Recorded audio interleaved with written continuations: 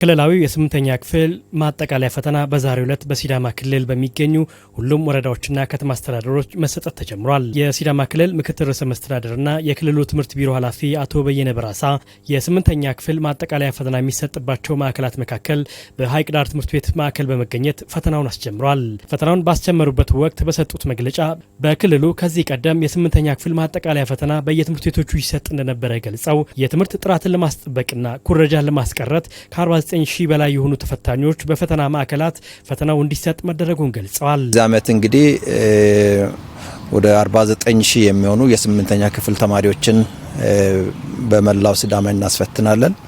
በዚህ ዓመት የኩረጃን ለማስቀረትና የትምህርት ጥራትን ለማረጋገጥ የሰራነው ስራ ስኬት በተገቢው መፈተሽ አለብን ብለን ወሰነን። በዚህ ዓመት እንግዲህ 1000 እና ከዛ በላይ በሆኑ ትምህርት ቤቶች ስናስፈትን ከነበረበት በዚህ ዓመት በ232 ክላስተሮች ነው እያስፈተንን ያለነው። የፈተና አሰጣጡ ጥራቱንና ምስጢራዊነቱን በጠበቀ መልኩ እንዲሰጥ ለማስቻል ከዚህ በፊት የነበሩ ክፍተቶችን ለመሙላት መሰራቱንም የቢሮ ኃላፊ ጠቁመዋል። እንግዲህ ፈተናው ጥራቱን በጠበቀ ምስጢራዊነቱን በጠበቀ ሁኔታ እየተካሄደ ነው የሚገኘው። እንግዲህ ከዚህ በፊት የነበሩ አላስፈላጊ ነገሮች በዚህ ዓመት የሚፈጠሩበትን እድል በከፍተኛ ሁኔታ ቀንሰናል ብለን ነው ምናምነው። በተለያዩ የማህበራዊ ትስስር ገጾች ሀገር አቀፍ የስምንተኛ ክፍል ማጠቃለያ ፈተና ምላሾች የሚሉ የተሳሳቱ መረጃዎች ተፈታኞችን ለማሳሳት ሲዘዋወሩ ነበር ያሉት አቶ በየነ ፈተናዎቹ ክልላዊ በመሆናቸው ተፈታኞች በተሳሳቱ መረጃዎች እንዳይታለሉ ጠይቀዋል። ለምሳሌ ዛሬ ጠዋት ግሬድ 8 ናሽናል ኤግዛም የሚል በፌስቡክ ተለጥፎ ነበር። ይሄ እንግዲህ እኛ ናሽናል ኤግዛም ብለን የምናስፈትነው አይደለም። ይህንን ያልተገነዘቡ የፈተናውን ሂደት ለመረበሽ የሚፈልጉ አካላት በዚህ መልኩ ሙከራ አድርገዋል።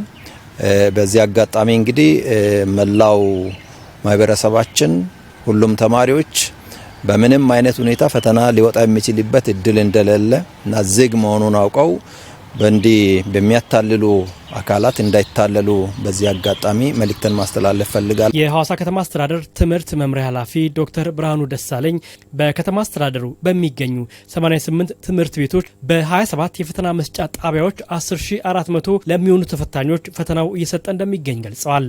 አሁን 87 ትምህርት ቤቶች ናቸው ያስፈተኑ ያሉት። እነዚህ ትምህርት ቤቶች በ27 የፈተና ጣቢያ ነው ፈተናው እየተሰጠ ያለው። የሁለተኛ ደረጃ ትምህርት ቤት ጠንካራ መምህራንን መልምለን የጣቢያ አስተባባሪ አድርገናል። ሱፐርቫይዘሮችንም ጭምር ከሁለተኛ ደረጃ ትምህርት ቤቶች ነው የመረጥ ነው።